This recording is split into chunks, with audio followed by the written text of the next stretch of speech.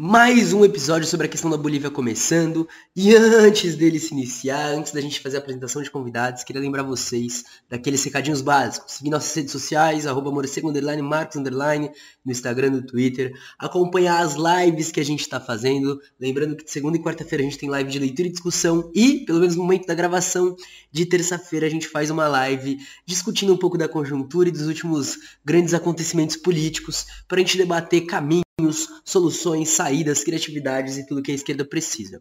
Também queria lembrar que todos os livros da Autonomia Literária estão com desconto, é só usar o cupom #morcegoautonomia que te dá 20% de desconto. Todos os links vão estar na descrição. E para você conseguir aí, e para você apoiar o projeto, para a gente manter ele em pé, pelo apoio coletivo, apoia.se/cavernamorcego, ou também pelo nosso Pix, podcastmorcego@gmail.com. É isso, muito obrigado, tamo junto, bora lá pro episódio.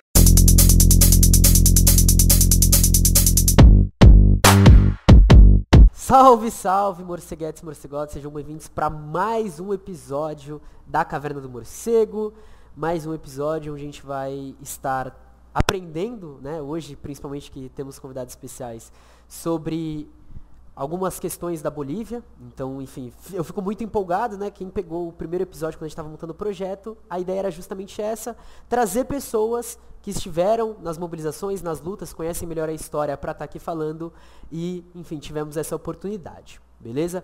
Então, eu vou passar a palavra para as pessoas aqui convidadas. Bom, vou começar por ordem alfabética então, tá bom? Crislen, por favor, se apresente, de onde você vem, o que você faz. Muito obrigada pelo convite primeiro, companheiro Marcos. Meu nome é Crislen Mayra Barbosa Gonçalves, eu faço doutorado em Antropologia Social aqui na Unicamp, sou especialista em temas andinos especificamente, né? Trabalhei muito com movimentos sociais nos Andes, especialmente da nação Aimara, e agora trabalho com mulheres, feirantes, né? Essa linha das economias das mulheres, as economias feministas e populares, né? Sou parte também de um coletivo que eu compartilho com um companheiro também que está aqui hoje com a gente, o Roger, o coletivo La Curva, que é um coletivo lá da Bolívia, né, da região andina del Alto. E a gente, bom, eu sou a única não aimara, a internacionalista do coletivo, mas a lógica do coletivo é essa, né, de evidenciar a cultura aimara, as tradições, as línguas, né, a gente tem diversos trabalhos que eu acho que o Roger pode apresentar um pouquinho agora. Perfeito, o palco é seu, Roger. Oi, Marcos, bom dia, muito obrigado pelo convite, meu nome é Roger Adán Chambi Maita. Eu sou advogado aimara da Bolívia, estou fazendo meu doutorado em Direito Agrário na Universidade Federal de Goiás. Neste momento estou realizando meu doutorado sanduíche na Universidade de Barcelona, em Espanha. E, junto com Cris, sou membro do coletivo indianista, não? La Curva, na Bolívia, e do coletivo de estudos latino-americanos também aqui no Barcelona. Um prazer estar com vocês e aqui aberto para falar, né, sobre Bolívia. Nossa, que maravilhoso. Enfim, eu que agradeço, né, o contato principalmente da Crislen, de chegar a trocar essa ideia, que tem texto na Jacobin também, então, agora a revista Jacobina, né, então entrem no site também para acompanhar. Aproveitando, né, que vocês já falaram da questão Aimara, eu estava lendo agora cedo sobre o cerco de Aimara, que aconteceu em 1991, por aí, né, faz um bom tempo. E eu acho que, enfim, não necessariamente sobre esse cerco, mas acho que a gente poderia começar falando um pouco da tradição do movimento indígena, né? Que foi muito forte, que ainda é muito forte na Bolívia, mas começar um pouco falando sobre esse passado, pode ser? Eu acho ótimo, Marcos. Eu acho que é importante começar nos situando na Bolívia primeiro, né? No Estado Plurinacional da Bolívia, para as pessoas que nos estão escutando. Um país que hoje tem uma constituição política do Estado que reconhece 36 línguas indígenas como oficiais do Estado, além do castelhano. Uma constituição que reconhece princípios indígenas, né, como o bom viver, o Aimara Suma Camaña, el vivir bien. Uma constituição que reconhece princípios indígenas, que reconhece línguas indígenas, que reconhecem direitos dos povos indígenas, que reconhece também a construção plural da sociedade boliviana, e os pluralismos, né? Pluralismo econômico, pluralismo político, pluralismo linguístico e pluralismo jurídico, né? Nós, na Bolívia, como Estado, né? Na parte formal jurídica, legal, Bolívia é um Estado plurinacional que tem um projeto, né? Esse projeto é descolonizar o Estado a partir do próprio Estado, né? Mas essa realidade legal, jurídica que nós temos hoje é um produto, é um resultado de muitas lutas, né? Lutas históricas dos povos indígenas, que eu acho que seria ótimo hoje falar com você, Marco, né, Cris?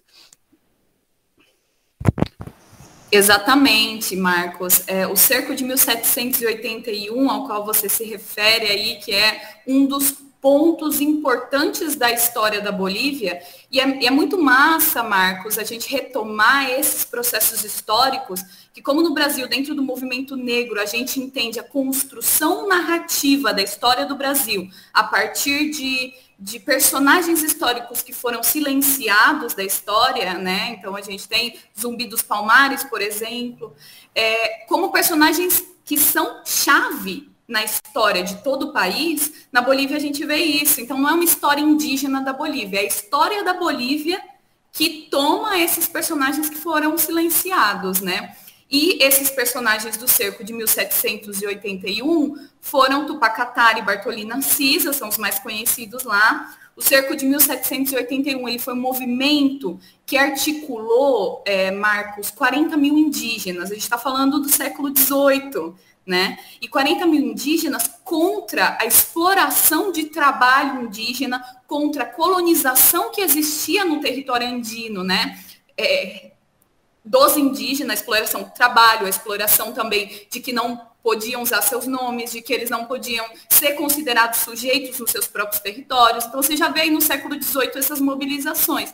E são mobilizações, Marcos, que na mesma época, na América Latina, a gente está vendo o Haiti se mobilizando, uma grande revolução no Haiti. A gente está vendo no Peru Tupac Amaru se organizar. Então, são mobilizações, são de sujeitos racializados na América Latina contra as estruturas da colonização. E essa história desses personagens indígenas silenciados, que foram Tupacatari e Bartolina Cisa, depois vão ser retomados pelos movimentos indianistas, dos quais a gente vai falar aqui agora. Só que o cerco ele é tão importante, Marcos, que até hoje a estratégia de luta dos povos andinos são os cercos, né? Então, muito comum em 2019, quem acompanhou 2003, durante a Guerra do Gás, que a gente vê é que eles cercam a cidade de La Paz, nada entra, nada sai, e aí a cidade de La Paz hoje é a capital política da Bolívia. A Bolívia tem uma capital jurídica, que é Sucre, e a capital política, que está o poder executivo, o poder legislativo, que está em La Paz.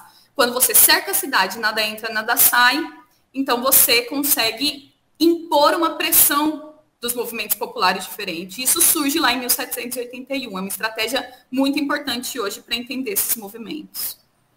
Mas também, Cris, eu queria falar alguma coisa também. Quando o Marcos falou 1991, eu pensei também em outros greves, né? outras lutas indígenas. Depois eu pensei, quando foi o que ano foi esse onde não tinham lutas ou greves indígenas na Bolívia, né? Ou seja, 1991, nessa década, tinha muitas greves também, muitos cercos também, justo nesse tempo, nessa década dos 90, tinha muitas greves pelo território e a vida, né? Junto com povos indígenas de terras baixas também.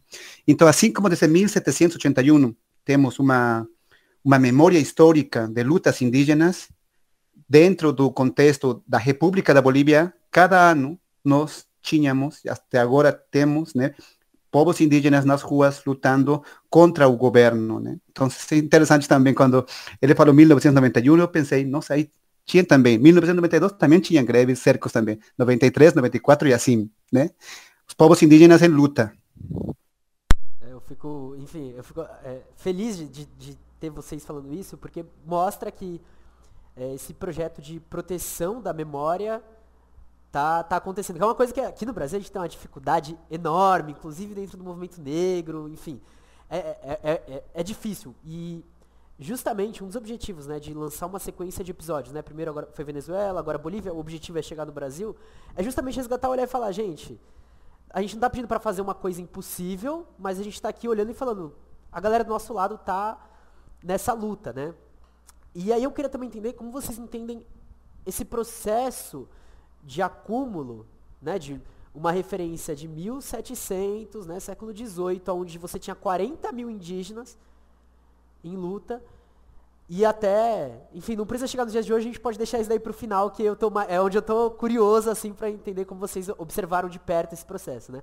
Mas até para tempos mais recentes, num país onde foi revertida a venda do gás, da água, da base para a vida. Bom, eu acho, Marcos, que é importante primeiro, né, falar que hoje na Bolívia, por tudo o que está acontecendo desde 2006, desde o governo indígena de Evo Morales, muitas vezes quando uma pessoa fala sobre povos indígenas, pensa, né, nas práticas ancestrais, né? Hoje em dia falamos de 1781, falamos dos símbolos indígenas como se fossem coisas que todo o tempo estiveram aí no discurso político na Bolívia, mas não é assim. Se uma pessoa revisa a história boliviana, tem a maioria da história da Bolívia, da República da Bolívia, é uma história contada por pessoas brancas, por pessoas não indígenas, com símbolos brancos, republicanos, liberais, europeus, né? Esta data, né, de 1781, que Crislen falou como o cerco indígena, hoje em dia os povos indígenas falam muito sobre isso, é uma coisa que foi trabalhada por indígenas, por pessoas com sobrenomes, com nomes específicos, corpos específicos, ativistas indígenas, que tiveram que se mobilizar, se organizar para escrever uma nova história, né? Uma nova história indígena a partir deles mesmos, né? Contar a história a partir da própria realidade deles.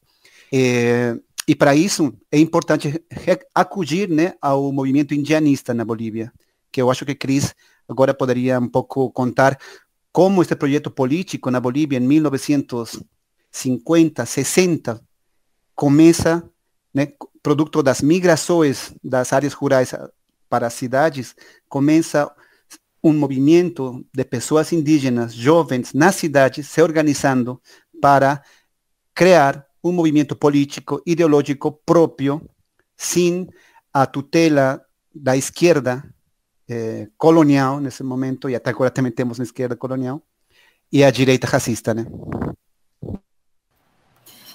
Exatamente, e é interessante, Marcos, para quem está ouvindo, né, retomar aquele programa que você faz sobre a história boliviana, né, sobre as Assembleias de La Paz, sobre o movimento nacionalista revolucionário e a Revolução de 1952, porque, assim, às vezes a gente não dá conta de retomar todos esses elementos, e ali você explica, né, exatamente quais são os períodos e o que acontece.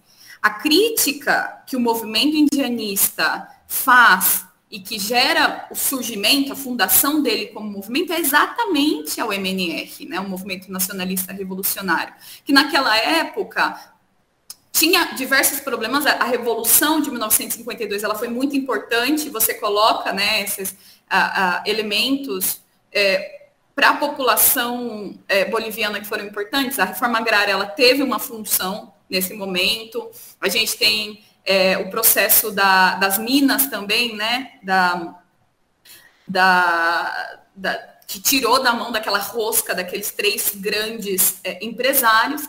Então, só que os pressupostos dessa revolução ainda eram coloniais para os indígenas. Por quê? Porque eles fazem uma reforma agrária que tem como preceito uma divisão de terras a partir de uma lógica de campesinato que é russa, que não é da América Latina, que não é boliviana, que não é andina, por exemplo, né? Se a gente vai pensar esse movimento que surge nos Andes. Então, a divisão de terras como uma divisão por proprietário, né, por família, isso não tinha sentido na organização política do território dos indígenas, que era uma organização comunitária. Então, os indígenas começam a fazer uma crítica a essa lógica de reforma agrária que não considerava os indígenas não como camponeses russos, mas como povos que têm um processo histórico de entender e de se organizar no território. Então, essa é uma das críticas importantes de um dos autores fundadores do indianismo, que é o Fausto Reinaga, Fausto Reynaga, ele foi do MNR, ele foi parte do MNR, ele é um Quechua Aymara, né, de um território de Potosí, e ele começa a fazer essa crítica ao MNR, uma crítica tanto à ideia de campesinato que queriam enfiar os indígenas, né, e a ideia de mestiçagem também. O grande problema dessa revolução é que lá no começo do século, depois da Guerra do Chaco, né, que você explica também naquele episódio, você vê a tentativa do Estado-nação de homogeneizar uma população que tem diversos conflitos internos, que tem uma diversidade indígena, que você não pode simplesmente associar à ideia de mestiçagem. A gente tem isso na América Latina, né? O mito da democracia racial no Brasil é exatamente isso. Então, você vê esses movimentos que surgem com uma força identitária, né, que é o que eles consideram índio. No Brasil, a categoria índio, ela é um pouco vista de forma despectiva, mas na Bolívia, nesse momento, ela é tomada como uma categoria política por esses autores. O Fausto Reynaga, ele lança 2 grandes livros que explicam esses pressupostos políticos em 1970 e 1971. Um é a Revolução Índia, que infelizmente ainda não foi traduzida para o português, mas a gente tem que trabalhar com essa tradução. Alô, editoras! Ó, eu sei que a gente editora que acompanha aqui, vamos trabalhar com essa tradução aí. E o outro é a Tese Índia, que também explica esse processo. Eu acho que são 2 grandes textos, não só para a Bolívia, mas para entender essa crítica, que é uma crítica que eu acho que também reverbera na América Latina, em outros países, né? Então, esse movimento surge dessa migração, exatamente que o Roher fala, esses militantes surgem dessa migração e começam a fazer essa crítica. É importante falar, e eu evidencio aqui, por que eles usam a categoria índio. Tem uma quechua muito importante na história do Peru, que é Domitila Quispe, e ela disse o seguinte: se com o nome de índio eles nos oprimiram, com o nome de índio nós vamos nos liberar. E aí surge o índio como uma categoria política do indianismo, né? Não sei se o Roher quer... Sim. Eu acho que é interessante, Marcos, lembrar o seguinte, né? O movimento indianista, este movimento político, pensada por os próprios indígenas, aimaras, quechuas na Bolívia, nas cidades, surge num contexto onde o Estado, os políticos, o governo central da Bolívia, nesse momento, tem um projeto de Estado-nação boliviano, né? O MNR, que a Cris falou, é um movimento político que tinha a missão de construir um Estado boliviano. Eles falavam que aqui todos nós somos bolivianos, não tem brancos, não tem índios, todos somos bolivianos, né? Nesse contexto surge o indianismo, para fazer crítica a essa ideia do Estado-nação moderno, né? E os indianistas falam assim, não é verdade o que vocês estão falando, né? Vocês falam nos termos jurídicos que aqui todos somos bolivianos, tudo bem, beleza, mas as pessoas continuam me olhando como uma pessoa diferente, continuam me chamando índio de merda, né? Então nós temos que construir nosso próprio projeto, porque os políticos brancos, que são minoria na Bolívia, estão governando um país cheio de pessoas indígenas, né? Então, nesse contexto surge o indianismo como crítica ao Estado-nação moderno. Eu acho que isso é importante também ter como um ponto central do movimento indianista, né? E, Marcos, só para trazer uma coisa que eu acho super importante, que todos os indianistas fazem a separação e que às vezes é usado como sinônimo, é que nessa época na América Latina a gente tem uma linha que até hoje, né, alguns antropólogos são parte disso, né, e aí eu faço um meia-culpa, mas até hoje a gente tem essa linha dos indigenistas, né, e os indianistas, eles fixavam muito claramente a diferença entre indianismo e indianismo. Nessa época a gente tinha também, que surge nos anos 40, o Instituto Indianista Interamericano aí no México, que juntava essa galera, né, para tentar entender segundo eles, essas demandas indígenas. Só que qual que era o pressuposto do indigenismo? Primeiro, era feito por brancos, que era a galera que conseguia entrar nas universidades, nas instituições, escrever livros, né, naquela época. E tinha como pressuposto essa associação do índio à sociedade, do indígena à sociedade branca, né? Então, era um pressuposto quase que no horizonte você tem a mestiçagem. O indianismo era o contrário. Eles diziam que os indigenistas também eram colonizadores. Então, o indianismo, ele é uma proposta que parte dos índios, parte das experiências dos índios, né, das experiências nas comunidades. Isso é muito importante, porque todos os militantes dessa primeira época, eles vêm de comunidades, do que eles chamam ailos, né? Então, eles sabiam a organização, eles sabiam as formas de organização política, trabalho no campo, mas também migraram para a cidade, então eles entendiam esse processo do indígena que constrói a cidade também, uma urbanidade indígena, uma urbanidade índia. E eles diziam que quem vai fazer como militante, que quem é a voz desse movimento são os índios, não os brancos. Então, subverte essa lógica. Eles dizem, os índios conseguem construir uma modernidade índia, os índios conseguem ocupar as universidades, conseguem ocupar a cidade sem se transformar em branco, sem se, né? Então, esse é um elemento muito importante para a gente desassociar esses movimentos, que são movimentos que partem dos índios, dos movimentos construídos na América Latina nesse momento por pessoas brancas, né? Sim, Marcos, também eu acho que é importante lembrar que o indianismo surge também num contexto onde a esquerda, né, os marxistas nesse tempo, não tinham aberturas para dialogar, para falar de igual junto com os indígenas, né? Quando muitos indígenas chegaram nas cidades e eles ingressaram nas universidades, os movimentos marxistas, Partido Comunista, falavam para os indígenas como pessoas, como filhos, né? Vocês são crianças, filhos, e não compreendiam as próprias lógicas dos povos indígenas, né? Então, os indianistas, eu lembro, Constantino Lima, uma das lideranças indígenas que ele ainda está vivo, né? Ele está muito velho, mas ele tem muito por contar, né? Por refletir. E eu lembro que ele dizia que nesse tempo as pessoas brancas de direita, liberais nesse tempo, insultavam para eles, não? Para os indígenas. Mas isso era uma coisa normal nesse tempo. Um branco de direitas sendo racista era uma coisa normal. Mas as pessoas de esquerda, na Bolívia, os marxistas, também eram racistas com os indígenas, né? Também eles falavam para os indígenas que eles não sabiam o que estavam falando, não sabiam o que estavam fazendo, né? Então, a esquerda não foi um bom aliado nesse contexto. Por isso eles procuraram um novo projeto, né? Um projeto próprio a partir dos povos indígenas. Por isso é muito importante a figura aqui de Fausto Reinaga, né? O teórico indianista, porque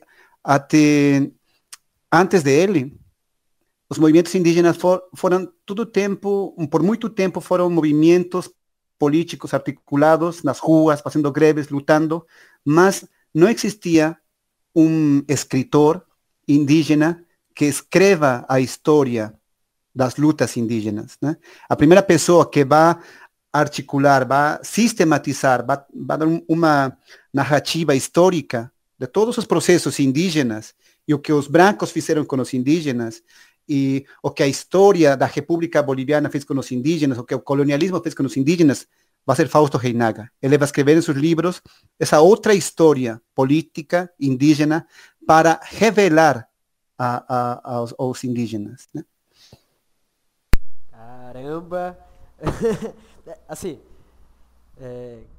né, a Crislin que ouviu o episódio, vê que, tipo, eu parto de uma perspectiva da leitura do que tá, né, ali no livro, enfim, fazendo muita comparação e tudo. E aí, mandou o áudio de cedo falando, eu e o Roher, a gente tava pensando em dar uma outra visão, né? Que é, enfim, é basicamente o que eu tento fazer dentro das minhas pesquisas, da minha militância, que aqui no Brasil, colocar a visão dos subalternos, porque é isso, a gente sabe quem tá contando a história, né? E, então, eu queria entender como vocês observam essa mudança pós a ditadura do Hugo Banzer, enfim, nesse começo da luta contra a privatização da água, da energia, e também, né, pela volta dos direitos sociais para fora da lógica de mercadoria, se é que a gente pode colocar nisso, né, que eu, enfim, li que tem uma galera que coloca nesse ponto do debate. Então, como vocês enxergam já esse período mais próximo, já com o movimento indianista com um tempo de vida, né, nasceu ali entre os anos 50 e 70, então, 20 anos depois, aí 20, 30 anos depois, como que foi isso. Não sei se vocês já estavam presentes também, né? Se já estavam ali. Se for, melhor ainda. Enfim, é com vocês.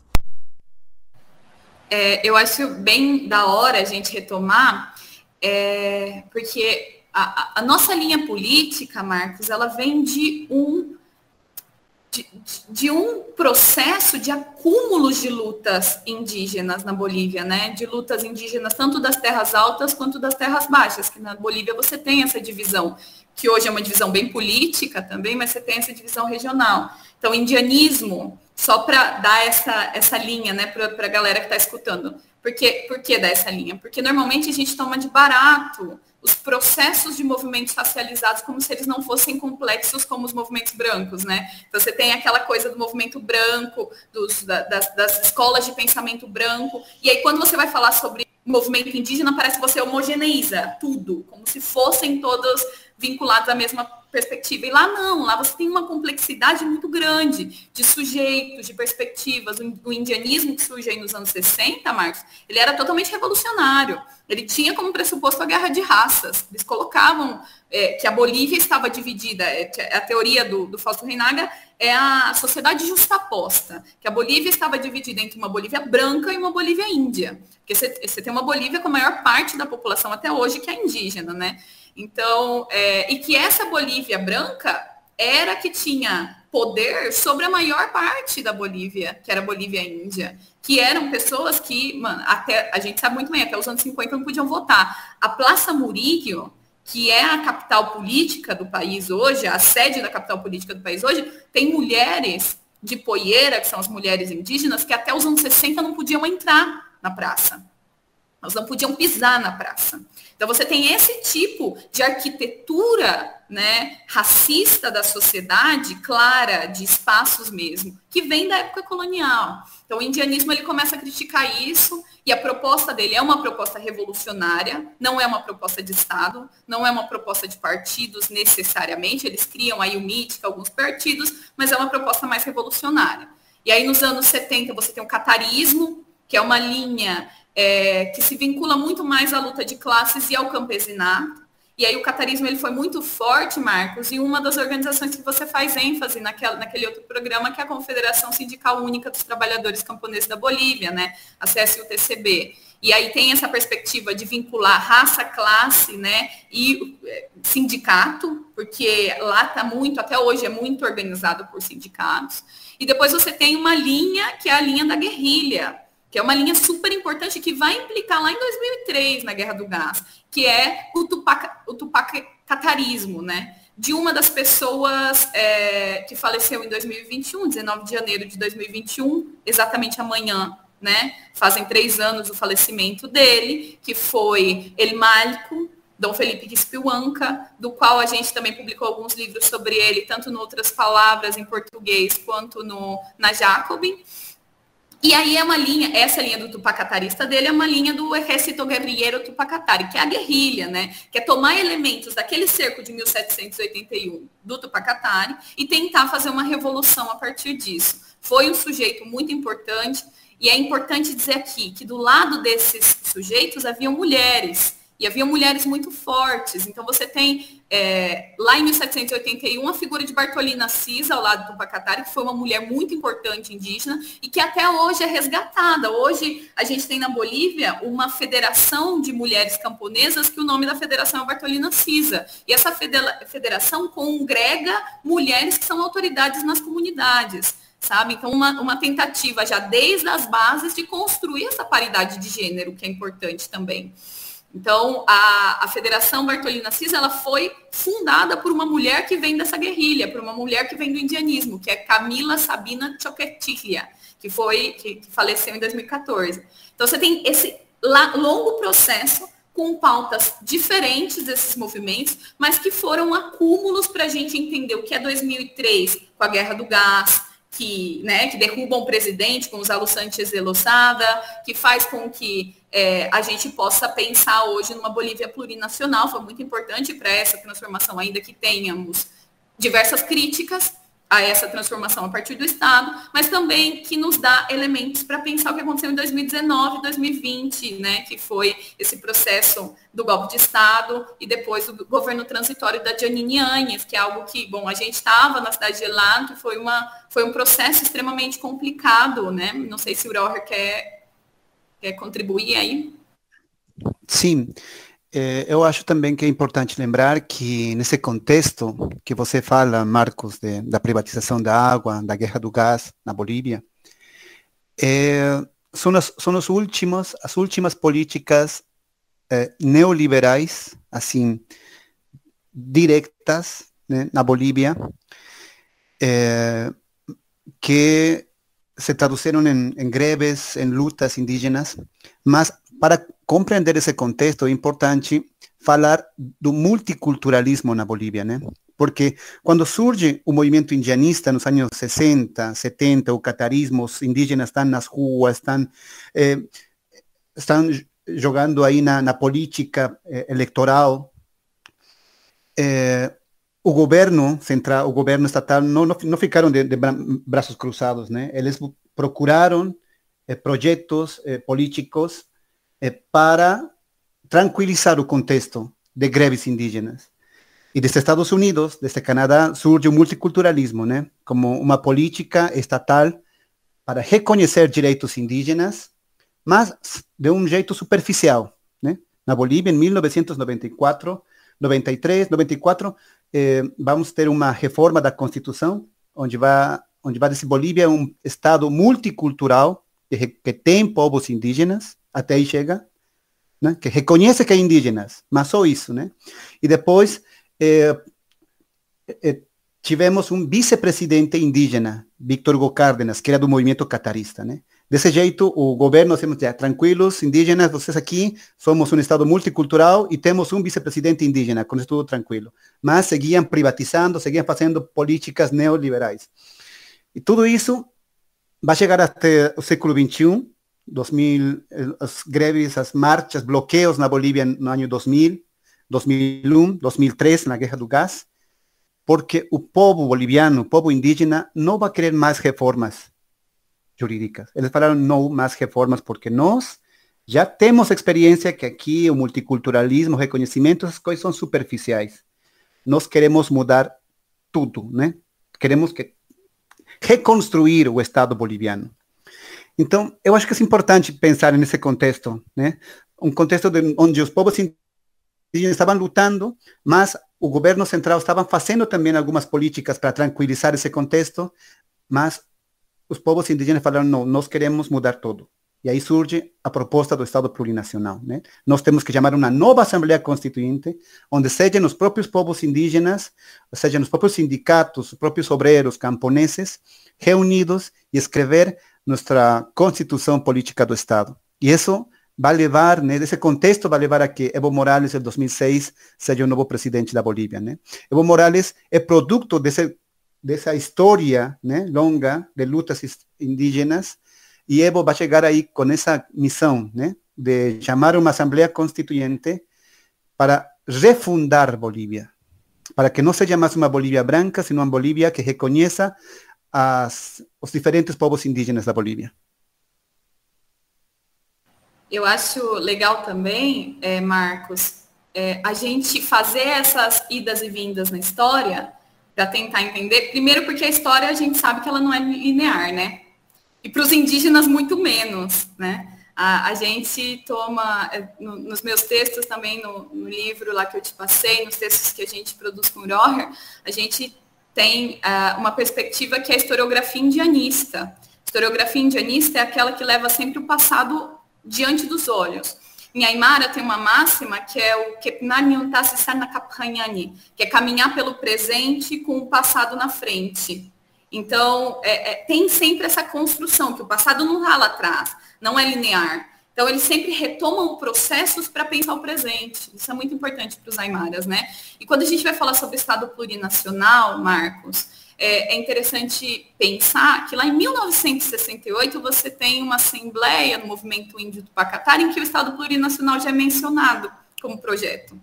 E hoje, Você vê muitos intelectuais ou políticos associando o projeto de Estado plurinacional como tal a Evo Morales e ao MAS, que nesse momento nem existia. Então você vê que muitas vezes a história ela é contada também com esses hiatos, né? Que deixam de considerar a influência de intelectuais, de militantes índios na construção de um projeto político que hoje, pensando Bolívia, é tão importante, né? Sim, isso é outra coisa, né? A gente acaba trabalhando com as coisas, a gente, digo, né, falando no geral, né? Não como um processo, mas as coisas simplesmente aconteceram. Do nada, não, ele estava lá e é isso, foi eleito ali, do nada, aconteceu tudo isso. Então a gente chega nesse ponto onde eu acho interessante a gente abrir dois caminhos aqui. Comentar, acho que seria bem interessante ouvir de vocês o que foi os primeiros anos de Evo Morales, sim, mas também comentar o que foi o 2019, né? Que foi uma coisa que eu, pelo menos, eu tava na época de politização e eu me assustei, eu olhei e falei, pronto, ferrou. Agora vai voltar a época de ter várias ditaduras na América Latina, uma atrás da outra, porque era isso, a Venezuela já estava enfraquecida, aí acontece isso, eu já olhei e já falei, gente do céu, acabando de me politizar, eu falei, peguei a pior época para começar a entender essas coisas, né? Mas a gente vê que hoje, enfim, o que o golpe queria não foi alcançado, né? Então também falar tanto sobre o que foi 2019, mas também sobre o que está sendo agora, um 2024, pós-pandemia, que foi uma coisa que também afetou muito. Enfim, eu tô pedindo, desculpa por estar pedindo uma coisa de uma análise de conjuntura enorme, né? Mas eu gostaria muito de ouvir essa perspectiva, porque eu sinto muito uma dificuldade da esquerda brasileira em se comunicar com os movimentos que estão acontecendo aqui do nosso lado. De ouvir, de entender, ou pelo menos às vezes ouve e vai trabalhar isso internamente dentro de partidos e movimentos e acaba não trazendo isso de um modo geral, né? Então, por exemplo, eu sei que parte do PCB tem contato com o Partido Comunista da Venezuela, só que eles vão lá e só publicam o que foi o discurso deles. E fica por isso. Não trazem realmente, uma análise do que está acontecendo dessa galera. Vamos divulgar entre a gente pra gente entender. Então, por isso que eu estou pedindo isso. Pra gente divulgar realmente grande parte do que aconteceu aí de uma outra perspectiva. Bom, eu acho, Marcos, que primeiro, para analizar um pouco o contexto de 2006, quando Evo Morales é posicionado como presidente indígena na Bolívia, primeiro é importante enfatizar que a izquierda boliviana, desde os anos 30, 40, 50, organizada em partidos políticos, o Partido Comunista, nunca conseguiu ganhar uma eleição na Bolívia, assim como partido de esquerda, só com esse discurso de obrero proletariado na Bolívia. Nunca conseguiu, com uma maioria tão grande como em 2005, quando ganhou o movimento ao socialismo. No año 2005, el movimiento al socialismo, un partido de izquierda, gana con mayoría, primera vez en la historia boliviana. ¿Por qué? Porque ese marxismo, esa izquierda boliviana, dejó de pensar Bolivia solo a partir do obrero, do proletariado. Comenzó a pensar Bolivia, comenzó a pensar un marxismo desde los povos indígenas. O sea, el marxismo en Bolivia gana elecciones con mayoría cuando él comienza a olhar os povos indígenas, a importância dos povos indígenas na política e na constituição da Bolívia. Isso é muito importante falar. Quando Evo Morales chega à presidência, obviamente muito importante para todos os indígenas, Marcos.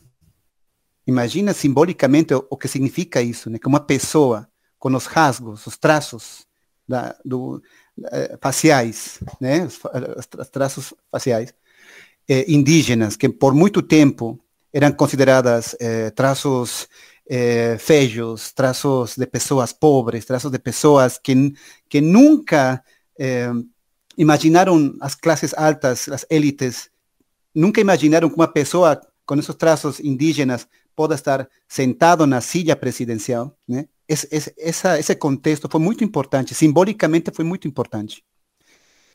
Além disso, Evo Morales não é uma pessoa que tinha uma formação acadêmica, né? Ele não tem títulos universitários. É uma pessoa humilde, né? E isso também foi muito importante para os povos indígenas, porque falaram, se uma pessoa com meus próprios traços, que tem um sobrenome igual que o meu, que tem minha cara, que não tem estudos, conseguiu ser presidente da Bolívia, então eu também posso ser presidente. Ou seja, e muitos bolivianos, muitos indígenas que nesse tempo não tinham acesso à educação, mudaram o pensamento, né? Que agora nós somos o governo. Ou seja, simbolicamente foi muito importante o fato, né, de que Evo Morales seja o primeiro presidente indígena, né, na Bolívia. Nesse contexto foi muito, muito importante. Uma descolonização dos corpos no governo boliviano, né? Já não... Quando pensamos a política boliviana a partir de 2006, já não são o típico político assim com gravata, com camisa branco, não, sino indígenas com os trajes típicos, com a roupa típica das etnias indígenas da Bolívia. Nesse sentido foi muito importante, né? Depois a Assembleia Constituinte também foi muito importante, do primeiro governo de Evo Morales.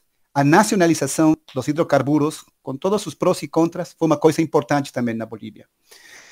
E eu acho que nesse sentido, o primeiro governo de Evo Morales e o segundo também, parte do segundo, foram um contexto revolucionário, descolonizador na política boliviana dos últimos anos, né?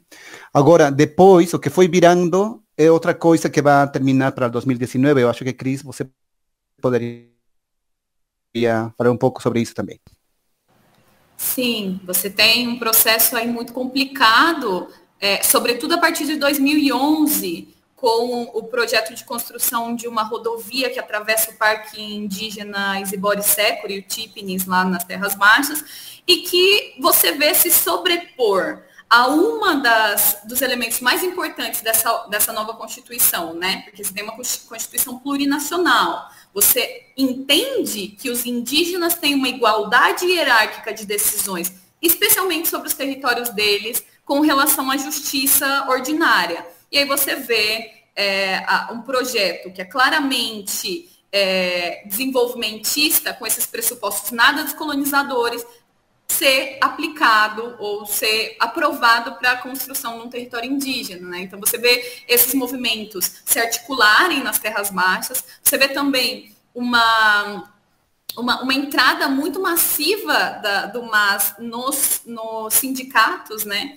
Então eles escolhem quem são as pessoas que vão articular as coisas dentro dos sindicatos, e isso é uma forma, a gente já sabe na história do Brasil que isso é uma forma também de impor controle estatal sobre os sindicatos. Então você vê uma quantidade, Marcos, de projetos que vão em contra dessa primeira proposta do MAS, né? Essa proposta tanto do momento aí de entrada pós-guerra do gás, da agenda de outubro de 2003, isso é muito importante, que era uma agenda pela nacionalização, era uma agenda indígena, sobretudo, era uma agenda para pensar os territórios, era uma agenda para pensar a nova Constituição, né? Que é a agenda que surge de 2003, da Guerra do Gás, que é uma agenda totalmente antineoliberal. E aí você vê o cara fazendo algumas alianças ali com o neoliberalismo, né? Umas alianças com o empresariado.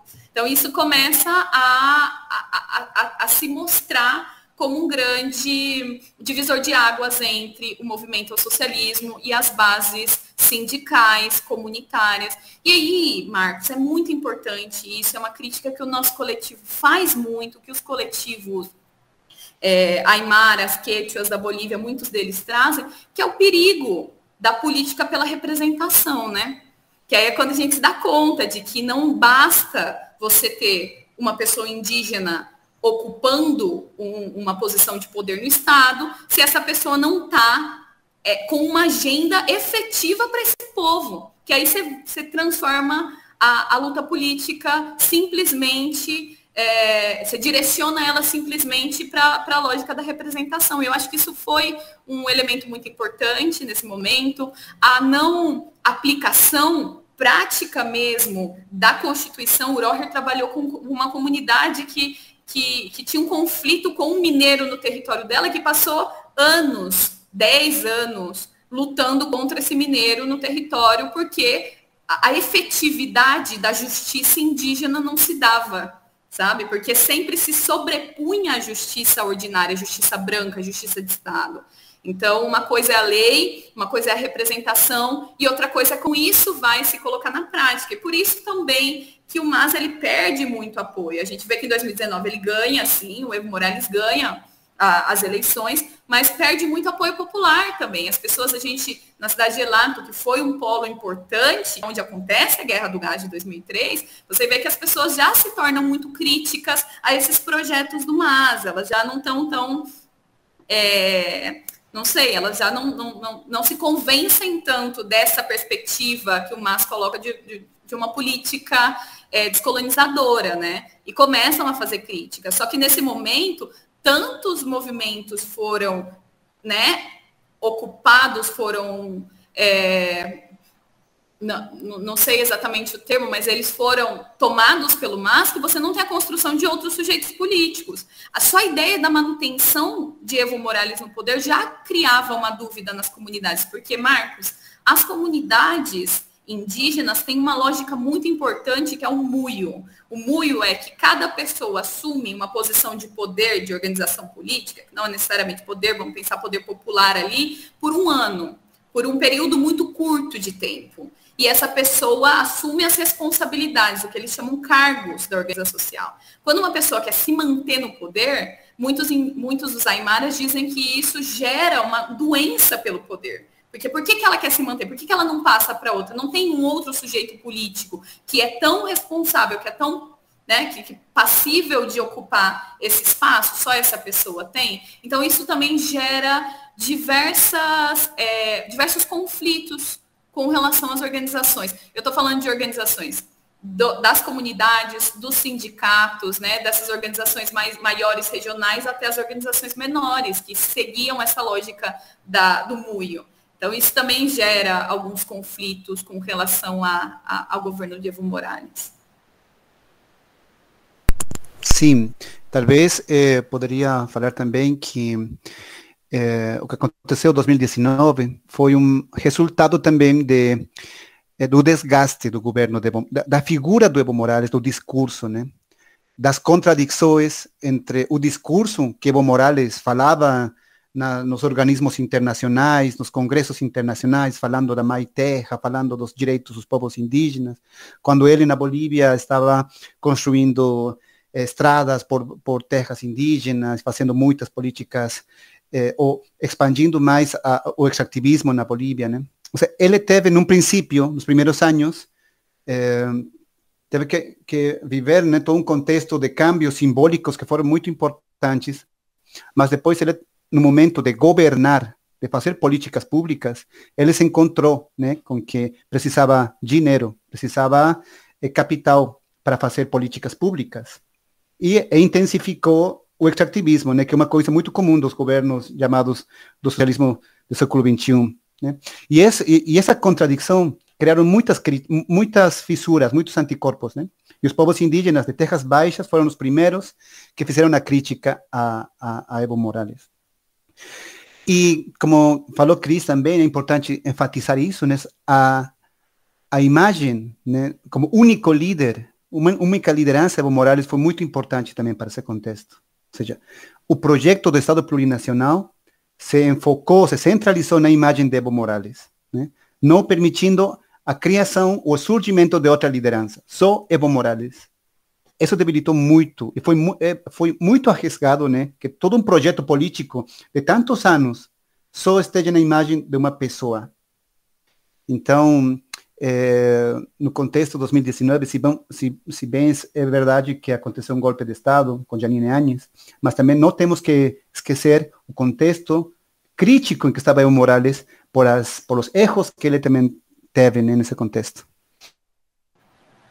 O Marcos, eu acho que aí já trazendo um pouco dessa crítica do indianismo para a leitura de 2019, a grande colocação, que eu acho que é muito importante do Fausto Reinaga, quando ele sai do MNR, é que os marxistas não davam conta, e que a esquerda tinha uma posição colonial também, né? E que a gente, como analista, e aí eu me incluo, né? Nós como militantes, como analistas políticos, como antropólogos, a gente lia aquelas sociedades divididas entre uma esquerda possível, dos trotskistas, do MNR, né? De uma linha leninista que pensava campesinato, ou essa direita, ou esse neoliberalismo que estava sendo constituído.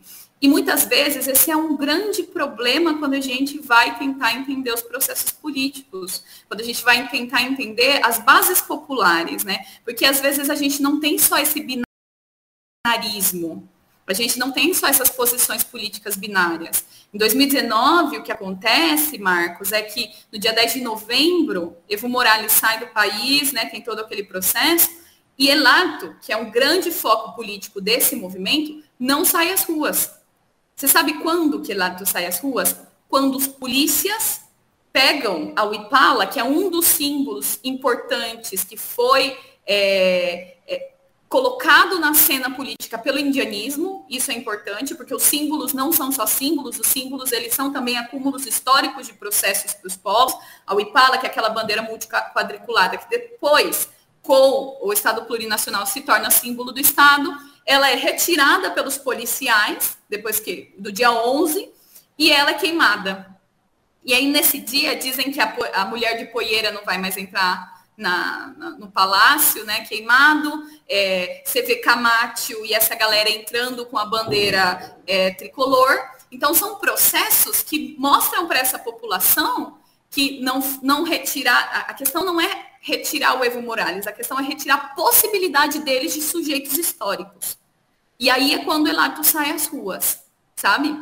Então, eu acho que a gente tem que despersonificar os processos políticos populares. E Helato sai às ruas e uma dos gritos é Ralhalha a la mujer de Poiera, que é que viva as mulheres de Poiera, que são as mulheres indígenas. Ralhalha la Huipala, que viva a Huipala, que é esse símbolo. Então, assim, são movimentos muito mais complexos do que esse preto e branco que a gente costuma ver. São movimentos que se constituíram, que retomaram líderes históricos importantes que não estavam no governo nesse momento, que foi, por exemplo, Dom Felipe Quispe Huanca. Foi um dos chefes desse processo, uma das cabeças políticas desses bloqueios de 2019 e 2020 contra Janine Áñez, que ele veio andando das comunidades indígenas, ele organizou as comunidades para ir lutar na cidade de Helato. Ele passou em cada ponto de bloqueio, e eu acho que é importante falar isso para a galera que está aqui no Brasil. O bloqueio, ele tem uma estratégia que o Dom Felipe Quispe retoma lá de 1781, e ele chama de Plan Pulga, né? Qual que é a estratégia? Você bloqueia... aqui está um clima de chuva, gente, desculpa os trovões aí, faz parte.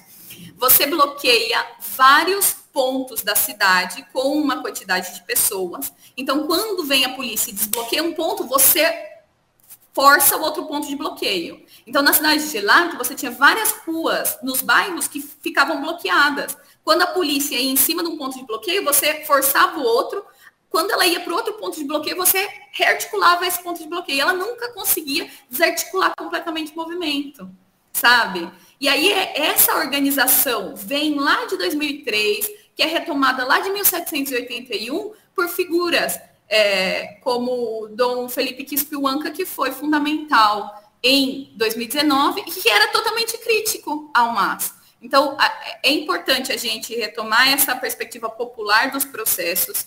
2019 e 2020 não é só MAS contra neoliberalismo camba, não é só Evo Morales contra Camacho. A gente tem outros sujeitos políticos aí que nunca, nem durante o governo de Evo Morales, deixaram de se mobilizar. Eu acho que isso é muito importante colocar.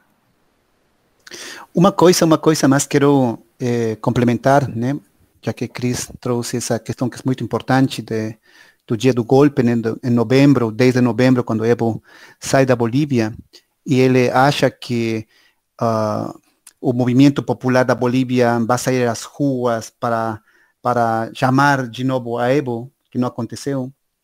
E o dia 11, quando os cambas, os fascistas de Camacho, as pessoas de Santa Cruz, os fascistas brancos de Camacho, vão a queimar este símbolo indígena, eles vão achar também que sem Evo já não tem por que falar dos povos indígenas, né? Ou seja, os dois bandos, as duas alas, estavam totalmente equivocadas, né? Uma pessoa achando que ele é imprescindível para pensar o indígena na Bolívia, e os outros achando que se o Evo não está mais, já não tem sentido falar de indígenas.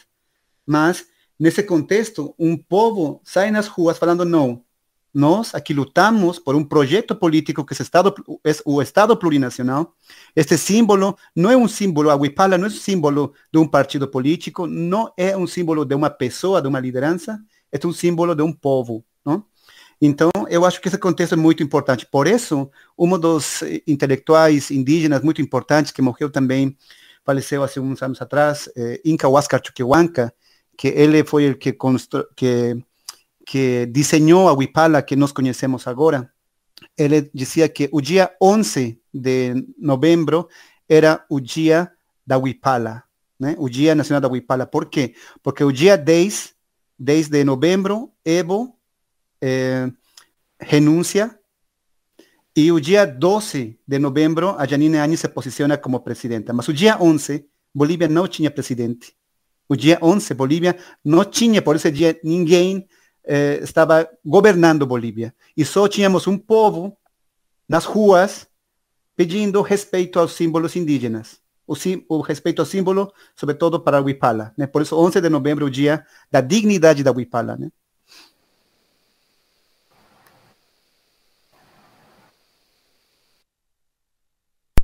Não, enfim, caramba, pesado, fiquei até sem palavras, assim, enfim, muito importante isso.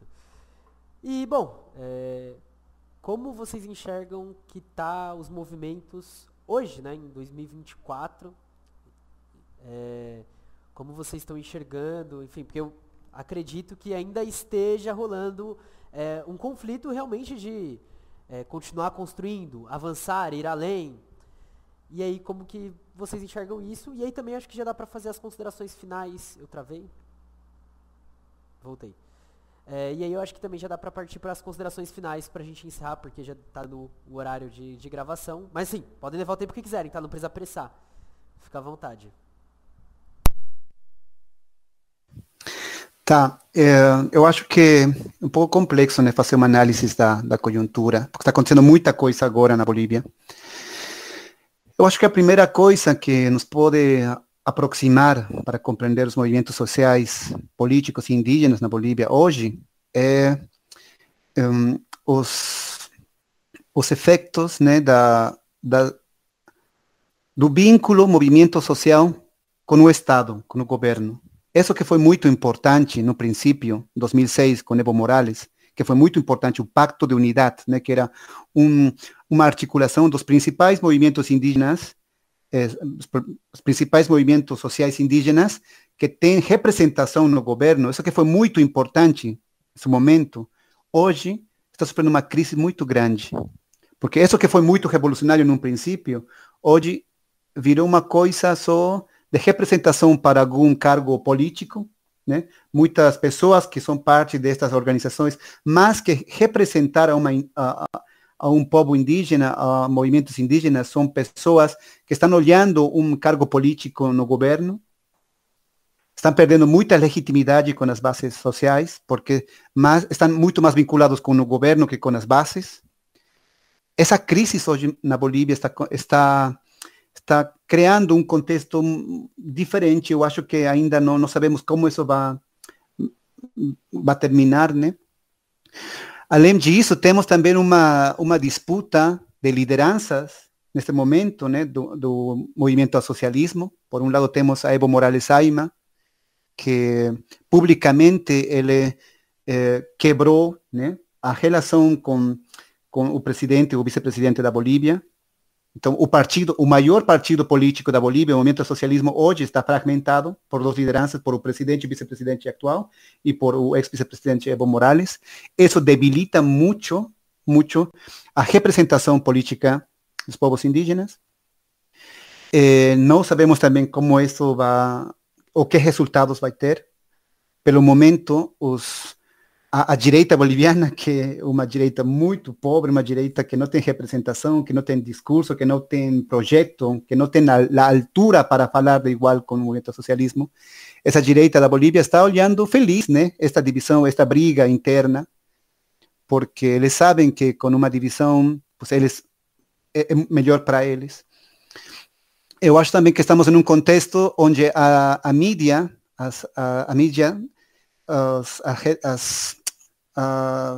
as redes sociais, né?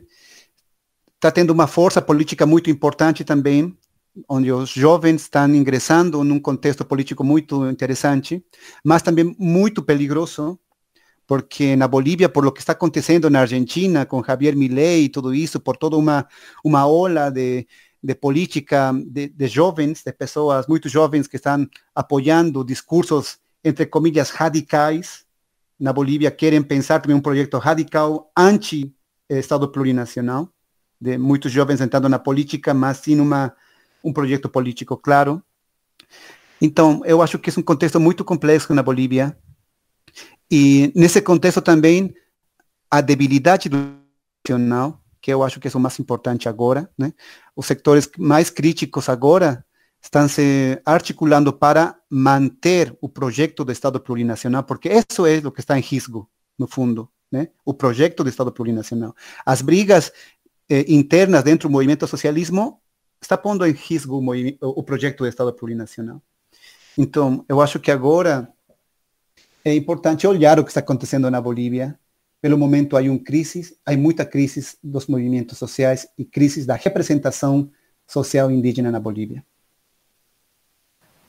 Eu acho importante, Marcos, a gente sinalizar aqui a crítica, como o Roger já colocou, a esses projetos neoliberais, né?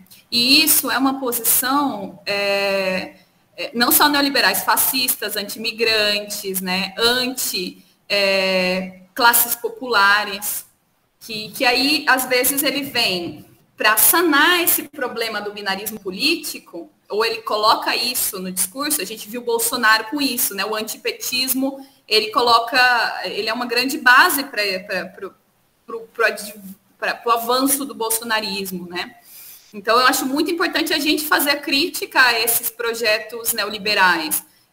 Quando Jeanine Áñez entra no poder, as manifestações não acabam, elas se intensificam. O que acontece em Sencata e Sacaba, os massacres que acontecem, são fruto dessa insatisfação com a Jeanine Áñez.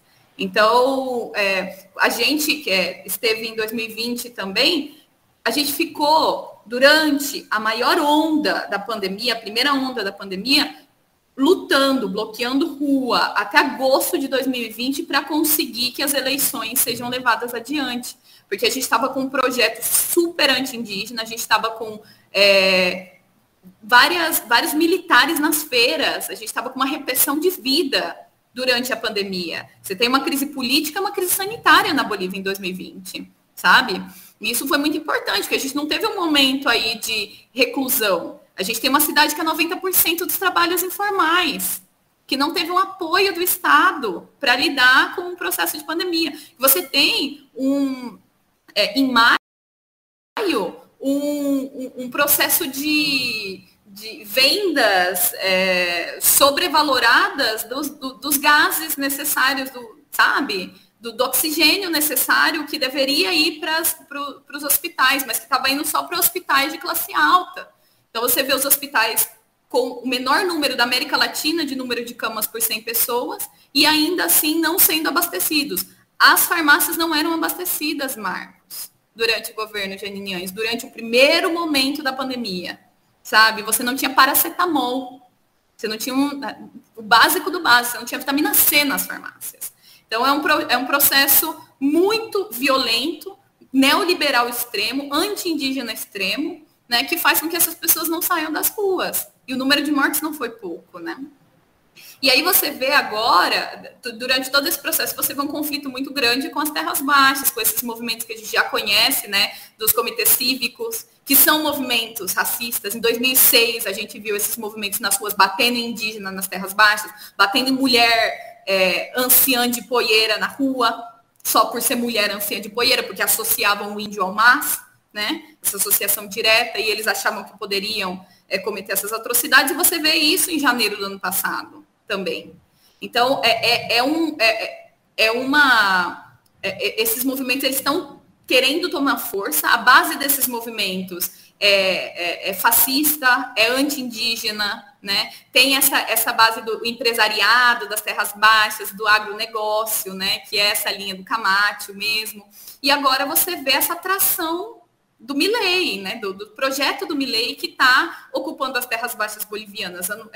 No mês passado a gente teve lá uma reunião gigantesca de possíveis sujeitos políticos que estão aliados a esse projeto Milei, ao libertário, né? Acho engraçado como eles ressemantizam palavras tão importantes para os movimentos revolucionários, né? O libertário racista e fascista.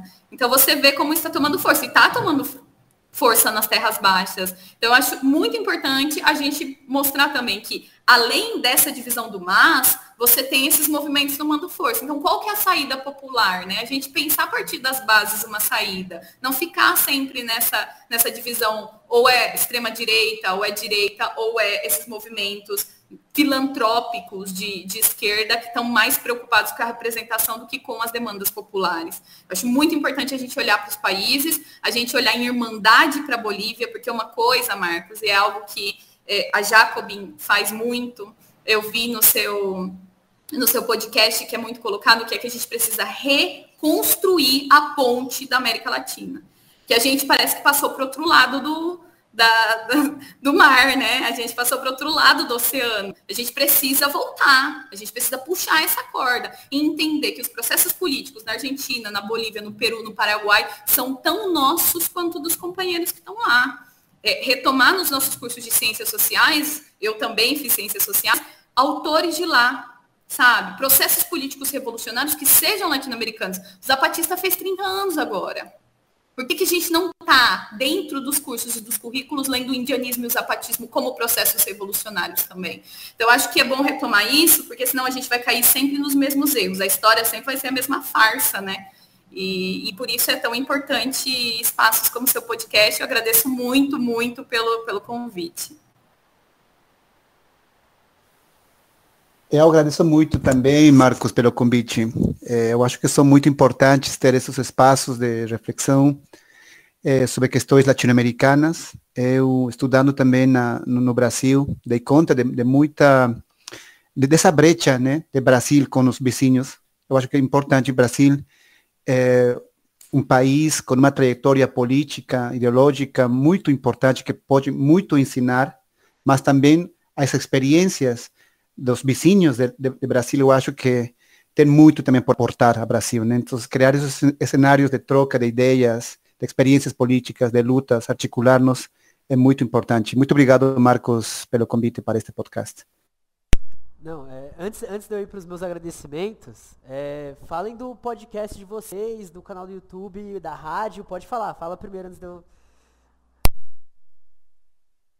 Bom, talvez falar para as pessoas que nos estão escutando, né, nós temos, como coletivo, temos espaços na mídia, na rádio, também na Bolívia.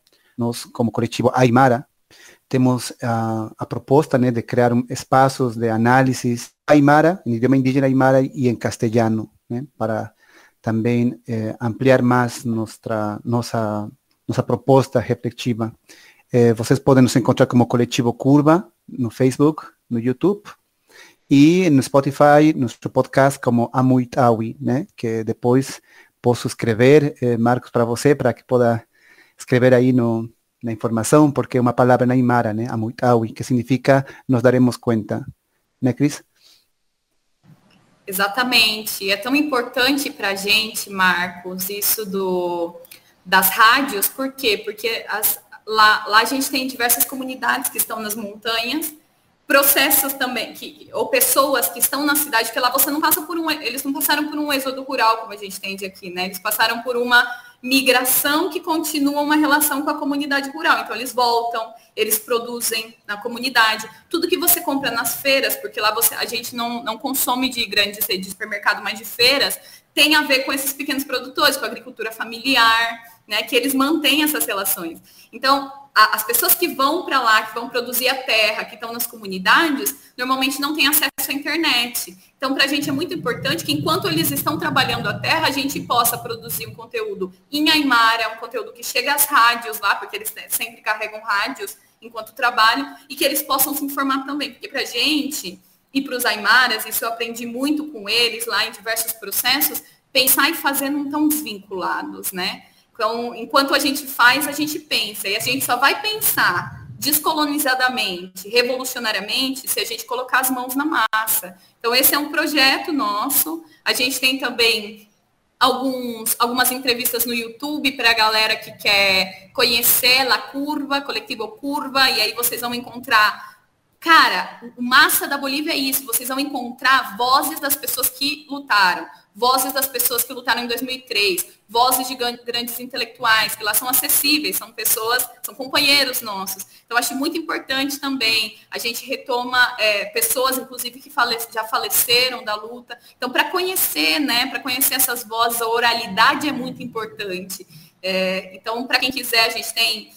no Facebook, Coletivo Curva, a gente tem o Amuitaui no nosso podcast, e a gente também tem um blog com textos nossos, né, sobre os diversos temas que a gente trabalha aqui. A gente tem diversos companheiros em áreas distintas do conhecimento, o blog também do Coletivo Curva, que aí vocês vão encontrar bastante coisa dos nossos companheiros. Tem o Coletivo Hicha, que é JICHHA, e aí vocês vão encontrar quase todos os textos importantes produzidos sobre a Bolívia, porque essa linha de socializar o conhecimento, que não vai estar na biblioteca da USP, da Unicamp, não vai estar em nenhuma biblioteca da UFRJ, entende? Que não entra para o Brasil, que não é traduzido. E eu acho que o processo de tradução e o processo de conhecer esses autores e essas obras é um passinho que a gente dá nessa aliança latino-americana, que é um projeto nosso, né, Marcos?